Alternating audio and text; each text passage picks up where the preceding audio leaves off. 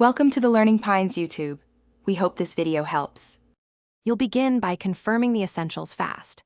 Make sure your PC is updated and that DirectX plus Visual C++ redistributables are installed, because missing runtimes often break the launcher.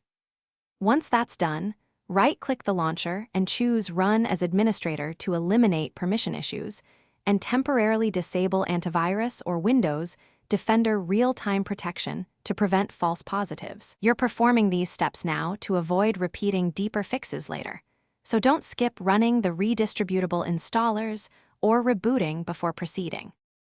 Now you'll repair the installation and resolve dependency conflicts, verify game files, or uninstall the launcher, then reinstall a fresh copy, ensuring you use the official installer.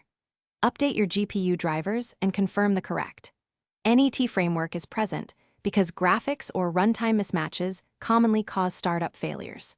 Next, open the launcher logs and app data to read error codes and timestamps.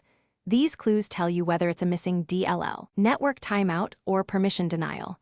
Make changes, then run the launcher again to test. Finish by restoring security and applying targeted fixes. Add the launcher to your firewall and antivirus exceptions, then re-enable protection. If crashes persist, run the launcher in Windows compatibility mode or perform a clean boot to isolate third-party interference. Once you've tried those, capture the exact error message and time from the logs. This single fact speeds up diagnosis.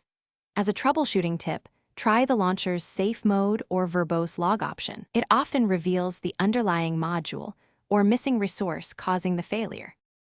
Thanks for watching. Consider subscribing if we helped you.